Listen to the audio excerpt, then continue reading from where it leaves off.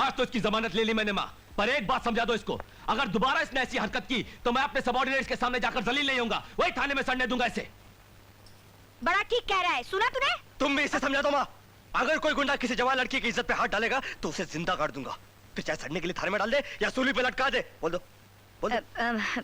ये छोटा तो ठीक ही कह रहा है, भला कोई मर्द किसी लड़की की इज्जत लूटते हुए थोड़ी देख सकता है। माँ, इसके लिए कानून बना है, इसको कानून अपने हाथ में लेकर थानेदार बनने के लिए किसने कहा था? हाँ, तुझे थानेदार बनने की क्या जरूरत है? माँ, कौन सा थानेदार आज तक इज्जत लूटते वक्त समय पर पहुंचा है? कानून वाले तो हमेशा हादसे के बाद ही पहुंचते हैं। ऐसे वक्त पर किसी गैर कानूनी थानेदार को ही थानेदार बनना पड़ता है माँ। बराबर, छोटा तो ठीक ही कह रहा है, सारी दुनिया में ऐसा ही हो रहा है बेटा। मैं सारे दुनिया की बात नहीं कर रहा हूँ, इस घर की बात कर रहा हूँ, अपने घर की बात। और अपने घर के अंदर कानून के साथ जो खिलवाड़ करेगा मैं उसके हाथ मार दूंगा। माँ देखो, तुम इसको समझा दो, अगर ये बड़े भाई के नाते मेरी चमड़ी भी उधार डालेगा ना, मैं उफ नहीं करूंगा, मगर कानून का पंजा लेकर अगर हाथ बढ़ाएगा ना तो मैं भी पंजा लड़ाने से पीछे नहीं हटूंगा। छोटे बड़े तुम दोनों कान खोल कर सुन लो, अगर इस तरह झगड़ते रहे ना तो मैं ये घर छोड़कर चली जाऊंगी।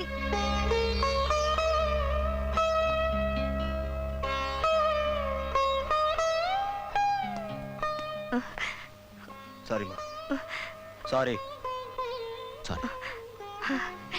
देखो बेटे, इस तरह झगड़ना ठीक नहीं है। मैं हमेशा भगवान से प्रार्थना करती हूँ कि तुम दोनों का मेल और जोड़ी इसी तरह बनी रहे, किसी की बुरी नजर न लगे।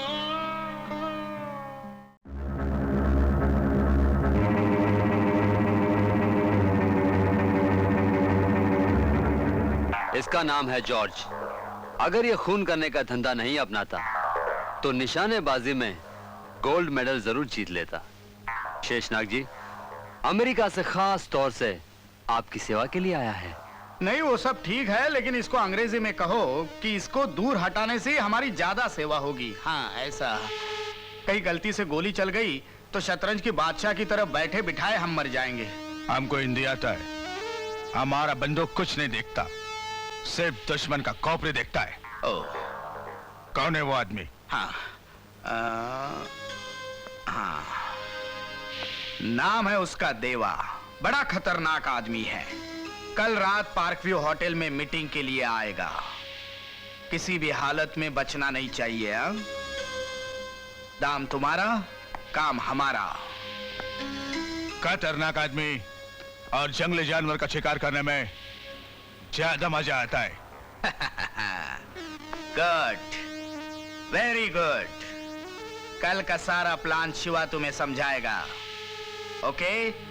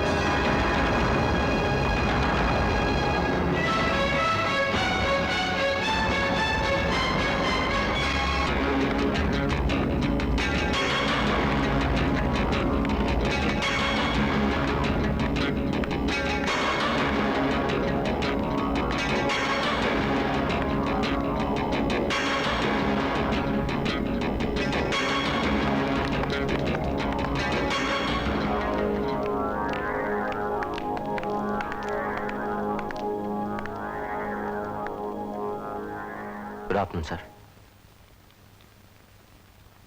बैठो। Thank you.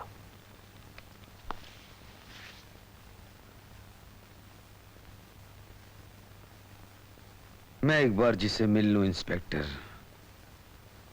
उसे पहचानने में कभी भूल नहीं करता। तुम वही सूर्य प्रताप हो ना, जिसे मैंने अपने हाथों से इनाम और दिल से आशीर्वाद दिया था। जी सर, आपके इनाम ने मुझे ईमान का रास्ता दिखाया और आपके आशीर्वाद ने मुझे ये वर्दी दी। वैसे आपके दुश्मनों ने आपकी जान लेने में कोई कसर बाकी नहीं रखी थी, पर जिसे भगवान बचाता है उसे दुश्मन तो क्या कोई भी नहीं मार सकता। उस पेशेवर इंटरनेशनल कातिल जॉर्ज की लाश तो पुलिस को मिल गई है, पर आप पर ये जानलेवा हमला किसने करवाया? मेरे तो सभी दोस्त हैं इस दुनिया में इंस्पेक्टर, किसका नाम बताकर उसे अपना दुश्मन बना लो। अगर आपकी किसी के साथ दुश्मनी नहीं है तो आप हमेशा अपने साथ बॉडीगार्ड लेकर क्यों चलते हैं? अपनी जान और माल की हिफाजत करना किसी कानून में गुनाह नहीं है। फिर भी किसी पर कोई शक या किसी के साथ नई पुरानी रंजिश? रंजिश तो दिल में होती है इंस्पेक्टर, जुबान पर नहीं। आपकी बातों से एक बात साफ जाहिर है, या तो आप अपने दुश्मन को बहुत अच्छी तरह से जानते हैं या फिर बिल्कुल नहीं पहचानते। अगर मेरी किसी से जाती दुश्मनी है तो मैं उसका नाम अपने बेटे को भी नहीं बताऊंगा, क्योंकि देवा ने दोस्ती और दुश्मनी हमेशा अकेले ही निभाई है। और मुझे भी अपना कर्म अकेले ही निभाने की आदत है देवा साहब। सिर्फ इतना कहकर जा रहा हूं, कानून गुनहगार के कान पकड़ता जरूर है, चाहे सीधे पकड़े या फिर घुमाकर। Wish you all the best. Thank you.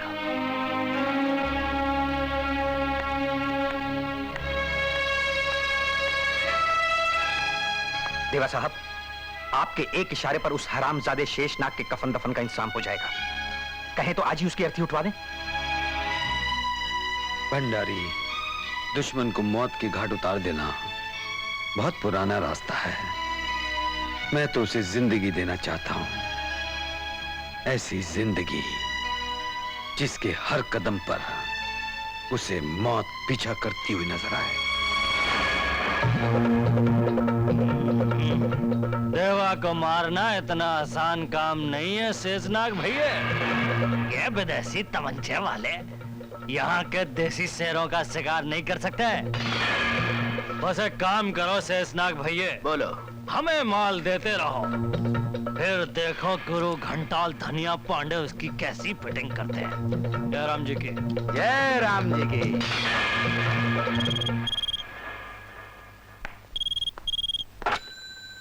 Hello, Sheshnag speaking. चलो शेषनाग, आज बड़े सपेरे देवा साहब ने तुम्हें अपनी मान में बुलाया है।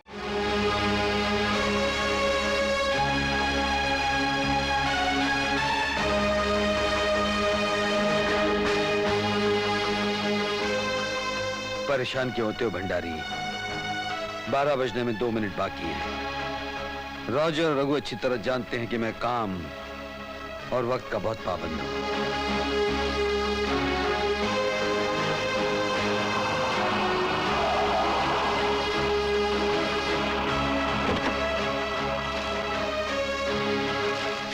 आओ शेषनाग, आओ। ओह, मुझे माफ कर दो देवा साहब, मुझे माफ कर दो। मैंने तो तुझे माफ कर दिया, लेकिन ये लोग तुझे माफ नहीं करेंगे। ये लोग अपनी निशानेबाजी का इम्तिहान देना चाहते हैं। जैसे ही मेरी आवाज सुनकर तू भागना शुरू करेगा, मेरे आदमी तुझ पर गोलियों की बरसात करेंगे। जहां तू रुक कर खड़ा हो जाएगा, वो गोलियां तेरे जिस्म को छलनी कर देंगी। अगर तू भाग गया तो तू बच जाएगा, और अगर रुक गया तो तू मर जाएगा। नहीं, भाग!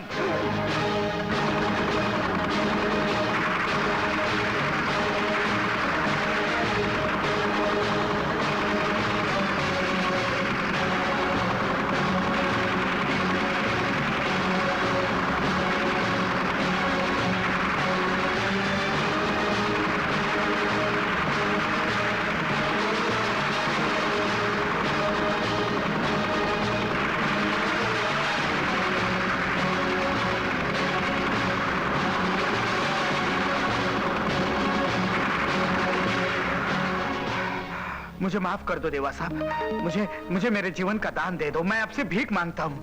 कोई भी भिखारी देवा के दरवाजे से खाली हाथ नहीं लौटा। जा, मैंने तेरी जिंदगी बख्श दी, लेकिन फिर कभी मरते दम तक मैं कभी ऐसी हरकत नहीं करूंगा। लेकिन तुम्हारे ये आदमी मेरे जाने के बाद मुझे गोली तो नहीं मारेंगे ना? ये लोग वफादार हैं, इशारा समझते हैं। अच्छा, जा। Thank you.